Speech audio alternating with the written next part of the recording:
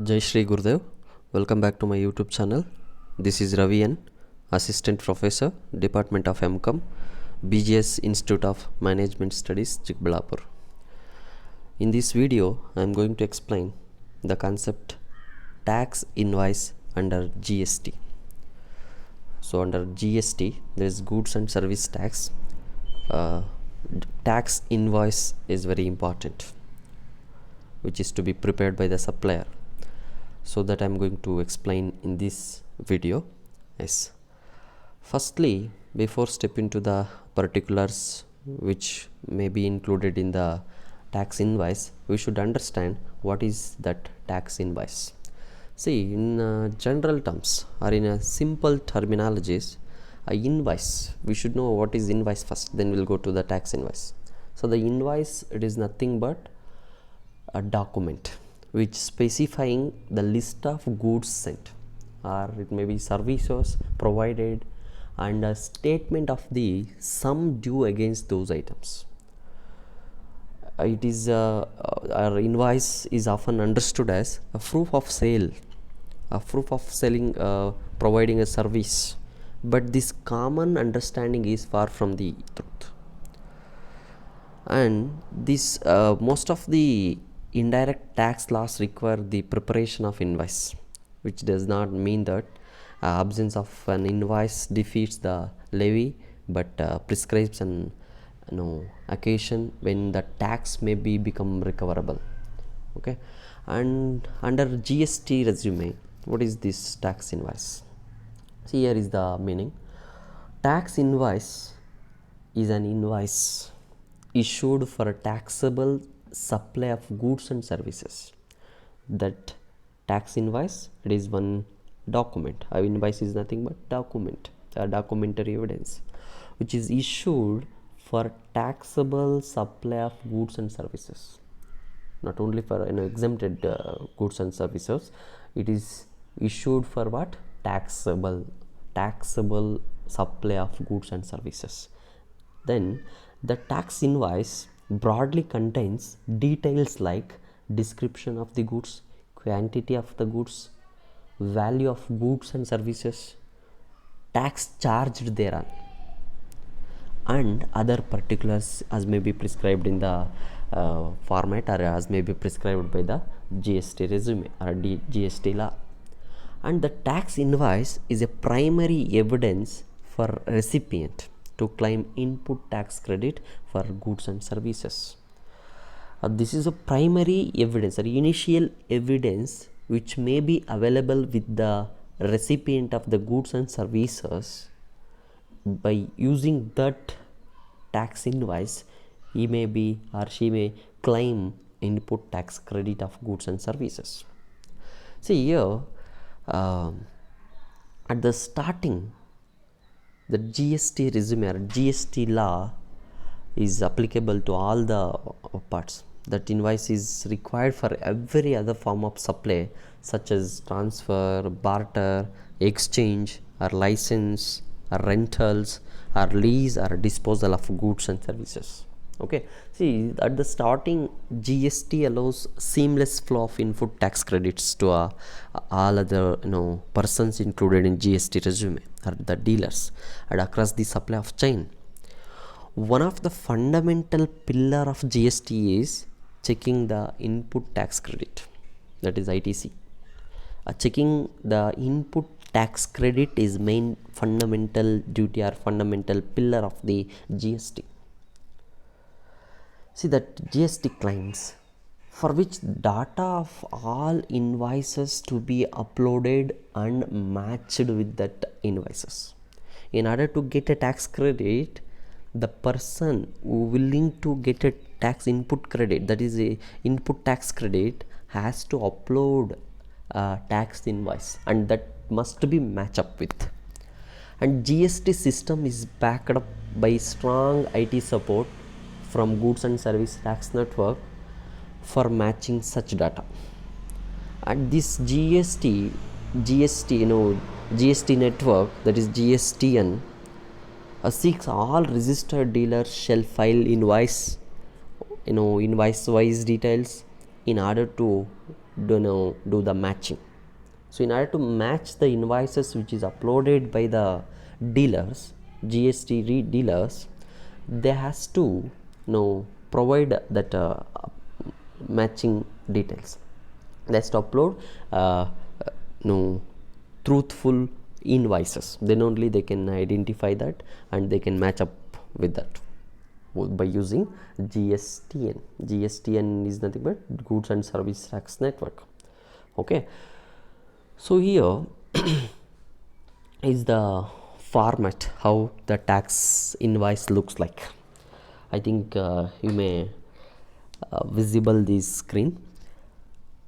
Tax invoice, DD Enterprises is the name of the supplier and address, and RK Electronic Works, bill to whom it is drawn, and place of supply, so where that the goods of goods or service delivery place where that goods is to be delivered, and invoice number is mentioned, and the date, and here description of the goods, what and all the goods is included, and what is that descriptions, LED lights in that bulbs, and HSN number is very required, and then quantity and units and the rate per unit, and then the total amount for that, and finally the total.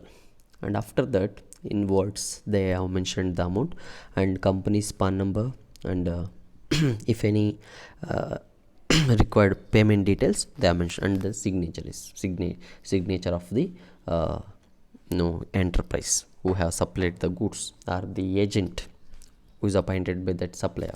Okay, so this is what format. So now let me explain what and all the particulars should that tax invoice include. Okay, so the prescribed particulars of a tax invoice. So here one by one I'll explain. So first one is name or address and GSTIN of the supplier. So before this name and address of the supplier, that GSTIN should include type of invoice, what kind of invoice it is, whether it is a tax invoice or it is a revised invoice or a supplementary invoice. So that has to be mentioned here.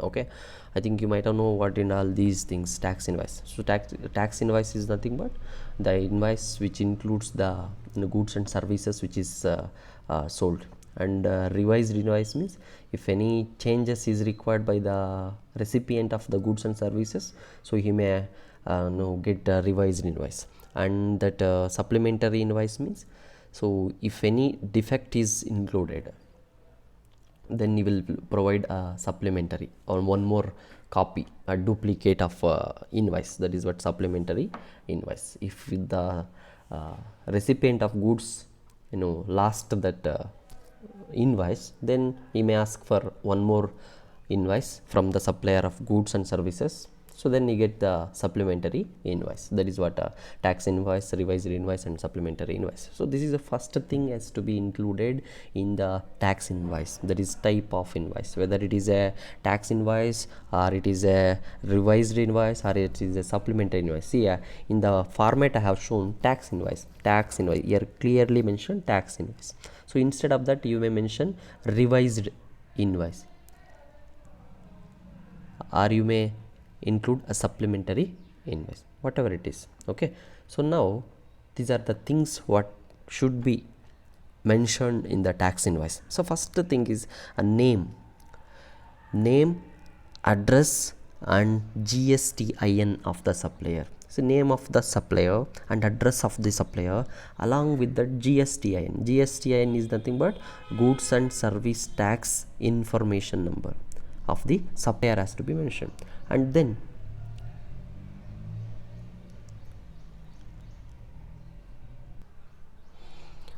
yes, and the second thing is a consecutive serial number unique for a financial year. See, each and every changing of financial year, that consecutive serial number should be changed from year to year. It should not be continued for all the time, so it has to be changed from year to year, that consecutive serial number which is to be mentioned in the tax invoice. And that can have alphabets or the numericals or maybe special characters like a double inverted comma or slash, like that. Okay, and any combination thereof, combination of alphanumeric. Okay, this is also an important thing which should be included in the tax invoice. And thirdly, date of issue of invoice, when it is issued. So on which date the tax invoice is written, that has to be mentioned. That is automatically it will be recorded. If it is manual, they has to mention the date of issue of that invoice.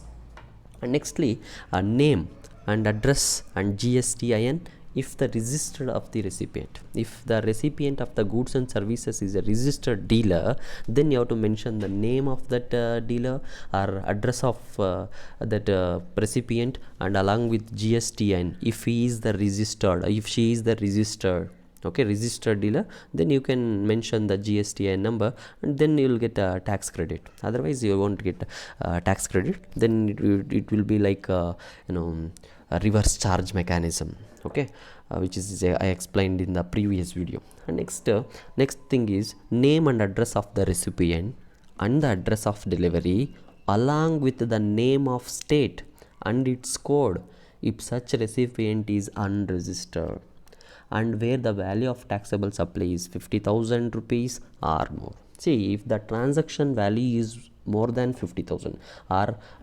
50,000, that if the recipient of goods and services is not registered GST member, registered GST dealer, and it does not have any GSTIN number, so in such cases you have to collect the details like name, address, and their delivery address, and along with the state, is state, and the state code, and along with that the taxable supply of goods.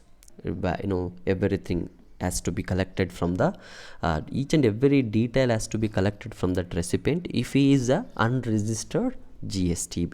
Okay, if he is registered, you can collect the GST number, then you will get all the details of him. And then HSN code of goods or accounting code of service. See, it is a required thing, HSN number, or you see it is that HSN number is council may be issue the notification to specify the number of digits to be mentioned by each class of persons. Okay, see, it is different to the companies, it's different to the shop, small tiny shops, and it is different to large scale organizations, it is different to the service organizations, like that. Okay, based on that, as per the notification of the department, so they can mention the HSN number or accounting code of service. Okay, for the services, accounting code of service has to be mentioned, and for the goods, HSN number, that means goods number has to mention in the tax invoice. And then description of the goods or services description. So for example, electronic goods, in that what and all the goods included, bulbs, switches, like that. Okay, and description of the services, okay, that has to be mentioned clearly in the invoice. And next thing is quantity in case of goods, and unit or unique quantity code thereof. See, quantity, if the quantity is different, if the different quantity of goods is supplying, at the time you have to mention each quantity, each of the good quantity, and along with that code of that quantity. See, in each and every manufacturing company, they may separate the goods based on the quantity code. Okay, for 10 kg there will be a different quantity, for 50 kg there will be a different code, like that. Based on the code they can mention. If the code is different, they has to specify in the tax invoice. And then total value of supply of goods or services are both. See, if the supplier supplying only goods, they has to mention the only the value of goods, total value of the goods. Okay, after mentioning the unit cost, then the service, if both is supplying, both is giving, the value of both service and goods has to be mentioned. And then taxable value of supply of goods or services are both taking into account discount or abatement, if any. See, abatement means in reduction. If any reduction or if they are not willing to take a money, so that is what an abatement of money, that has to be recorded, like it is a trade discount. Okay, and if it is if any discounts is given, that has to be mentioned. So total taxable value is to be mentioned along with by taking into consideration the discount value and abatement if any is there. So that has to be mentioned. And next, a rate of GST. There it may be a CGST, Central Goods and Service Tax, SGST, State Goods and Service Tax, and UGST, Union Territory GST, Goods and Service Tax, and IGST, Integrated Goods and Service Tax, and cess if any. Cess is compulsory, but whichever is applicable in this CGST or SGST or UTGST or IGST, whichever is applicable, somehow IGST will be applicable, somehow in some cases SGST only applicable, in some cases CGST is only applicable, in some cases both the CGST and SGST is applicable. So what is this, what is applicable, so what kind of tax rate is applicable, that has to be mentioned clearly in the tax invoice. And then amount of tax charged in respect of taxable goods or services, that is what, based on the tax rate, what amount of tax is charged, that has to be mentioned. It may be a CGST, SGST or UTGST or IGST, whichever it is, so that has to be clearly mentioned what sort of tax is charged on the goods or on the value of goods supplied. Okay, and next, place of supply along with the name of state in case of supply in the course of interstate trade or commerce. See, if the goods is supplied to other state, say for example the Karnataka dealer is going to supply the goods to Andhra Pradesh, in that case the place of supply along with the state code, along with the state name, has to be mentioned in the tax invoice. Then address of delivery, where the same is different from the place of supply. If the supply place is different, if the delivery place is different, that definitely has to mention the delivery address. And then whether the tax is payable on reverse charge basis, that has to be mentioned. See, reverse charge basis is nothing but if the unregistered dealer selling or transferring the goods to the registered dealer, then in such cases reverse charge mechanism will be existed. So in that cases, so if it is applicable, that has to be mentioned. And then signature or digital signature of the supplier or is authorized representative. If they see, manual signature may be applicable, or a digital signature. Digital signature means in some cases in the tax invoice they may mention signature is not required as it is created auto generated certificate or auto generated invoice. Signature is not mandatory, like that they mention. That is what it is nothing but a digital signature, or else they can mention a digital signature also. Okay, so digi signature can be mentioned in the tax invoice. So these are the things which can be included or which should be included in the tax invoice. Okay, I hope you understand. And then a manner of issuing tax invoice, how the tax invoice can be issued. See, tax invoice shall be prepared is free. For the goods it is different, for the supply of services it is different. For the supply of goods, the invoice should be prepared in triplicate in the sense 3 invoices should be prepared. One is original for the recipient. Original should be issued to recipient who receives the goods or who receives the service. That original copy is to be issued to the original recipient, and the duplicate should be keep with the transporter. That duplicate may be given to a transporter who transport those goods.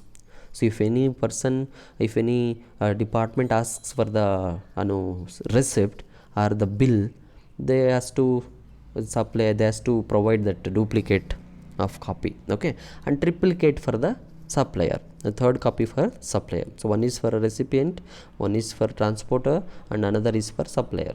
Okay, and next for the supply of services, duplicate only 2. One is for a recipient and another is for supplier.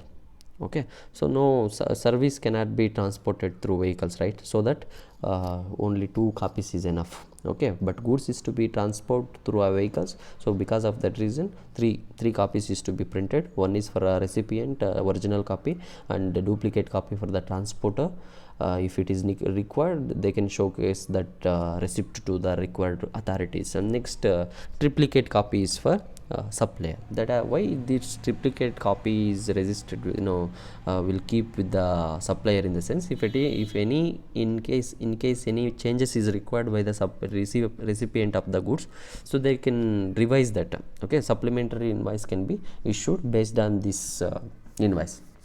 So because of that reason, and for the input tax credit, they has to maintain the records of that triplicate copy of the tax invoice. Okay, so this is what the manner of issuing the tax invoice. Then we'll go to the time period. Okay, time limit for issuing tax invoice. So within what kind of a time period it is to be issued. See, time limit for issuing tax invoice is for supply of goods. See, when the supply involves movement of goods from one place to another place, on or before removal of goods, on or before removal of goods, instance, so on or before delivery of that goods, that invoice is to be submitted. Okay, if the goods is movement. And when the supply does not involve movement of goods, if the supply of goods does not involve any movement of the goods, then on or before delivery of goods or making available the thereof to the recipient. See, if the goods are not in the condition of movement, so then the tax invoice should be provided on or before delivery of the goods, or making available there to the recipient. Okay, so then this is to be submitted. In case of services, supply of services, on or before provision of service. Provision of service means on or before providing the services, that tax invoice should be given to a recipient. And then within 35 days or 45 days from the date of provision of service. So it may be given on or before the provision of service, or maybe after giving a service within 35 days or within 45 days. That can be in case of non-banking financial corporations, that is 45 days time is to be taken. Okay, or in the case of banking transactions also, it takes 35 to 45 days to issue of that certificate, the tax invoice. Okay, it takes time to submit. Okay, so this is what the time limit for issuing a tax invoice. For the goods and services, it is different. For the goods, on or before removal of goods, or on or before of delivery of goods. For services, 35 or 45 days, or on or before giving a service. Okay, so this is the manner and this is the time period. And then last thing is the important aspects with relating to a tax invoices.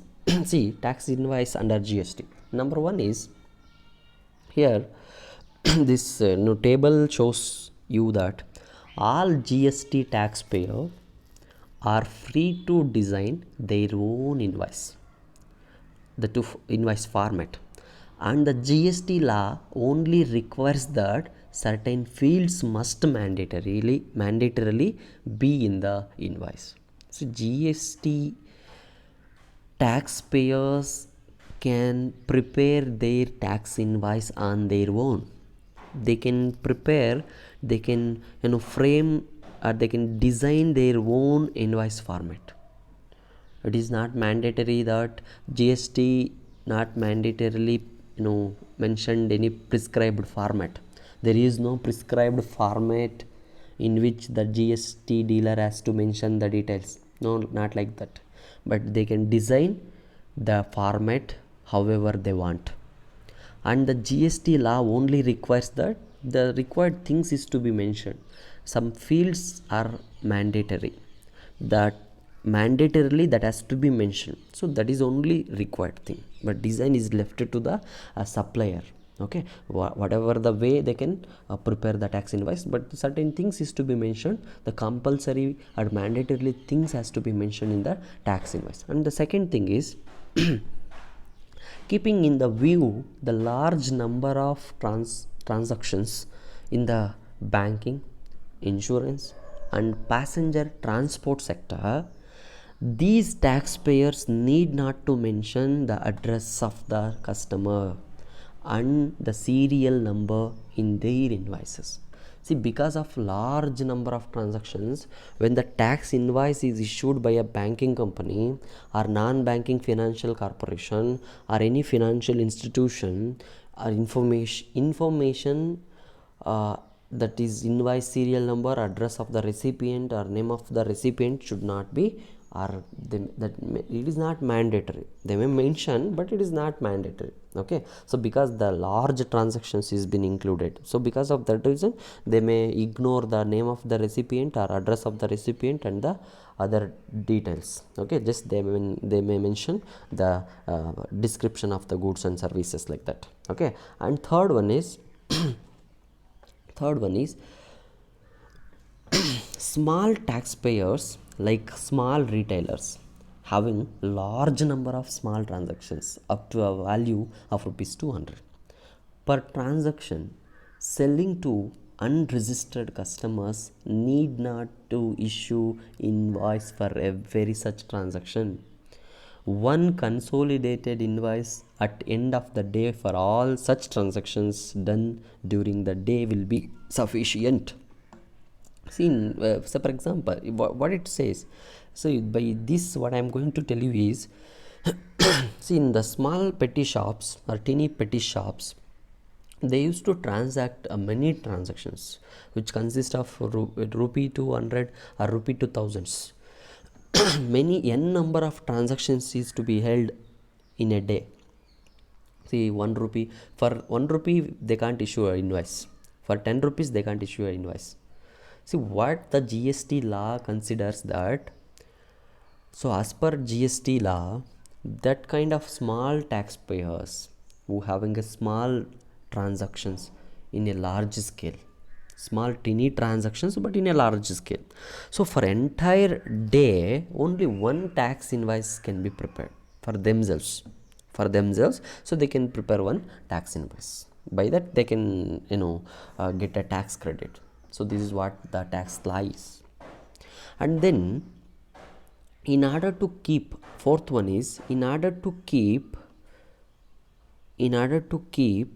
compliance's burden low for small taxpayers, GST law provides that taxpayers with annual income of up to rupees 1.5 crore need not to mention the HSN code of the goods in the invoice.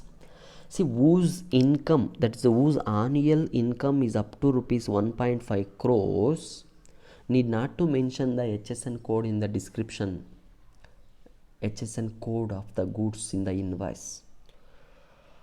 See, in order to keep compliance's burden, okay, so they need not to mention any HSN number of the goods in the invoice. If the annual income of the company or annual income of the taxpayer is up to 1.5 crores, up to 1.5 crores, if it is more than 1.5 crores, what is the resume, what is the provision is there in the tax law? So if the annual income is more than 1.5 crores, then they has to mandatorily mention HSN number of the goods. But if it is less than 1.5 crore, the annual income, if it is less than 1.5 crore or up to 1.5 crore, so they need not to mention the HSN number in the tax invoice. Okay, and last one is where the goods are for delivery but quantity to be supplied is not known at the time for removal. The goods may be removed on delivery. Challan and invoice may be issued after delivery. See, where the goods are for delivery but quantity to be supplied is not known. So at this time the challan may be issued or invoice may be issued after the delivery of the goods. Okay, so after delivery of that goods only they can receive a receipt. So when, if it is not known, the goods what is to be supplied. So the best example is that, so that no suppliers used to supply the goods by using travelers. So different recipients or receivers may order for some goods. So for example, A, B, C, D are the recipient of goods. A ordered for 10 kg of goods, and B order for 20 kg, and C order for 30, and other persons order different quantities. So in that cases, supplier may not mention, or he could not able to mention the quantity perfectly in the receipt, or that is tax invoice, to whom. After delivery of the goods only they can mention clearly to whom what is the quantity is issued and what is the value of that goods. So in these cases, so at the time of delivery only they can mention. Okay, if the quantity is supplied is not known, or quantity of goods which is delivered is not known, so they can mention that quantity after delivery of such goods to the recipient. Okay, so this is what the GST invoice. Okay, I hope you understand. Thank you all. Jai Shri. And one more thing here is, what is the new, what and all the new things is implemented in GST tax invoice. See, under GST, along with tax invoice, the concept of bill of supply is brought in. Bill of supply. See, that bill of supply is issued by a composition taxpayer and a registered taxable person in case of supply of exempt goods are supplied. So in case any exempted goods are being supplied, so in such cases, instead of tax invoice, they can issue bill of supply. Instead of tax invoice, they can issue a bill of supply. And the provision to issue revised invoice, when this revised invoice is to be issued. See, for invoice, revised invoice means for invoices already issued between the effective date or registration to the date of issuance of certificate. If it is not available at the present, this document shall be issued within 30 days from the date of registration and would be useful for claiming the tax credit for the supply of goods and services during the period. So at present, invoices or bill of sale etc. can be issued inclusive of tax in certain cases, whereas it is mandatory to indicate tax charged in the GST regime. Okay, so this is what about tax invoice. I hope you understand. Thank you all. Jai Shri Gurudev.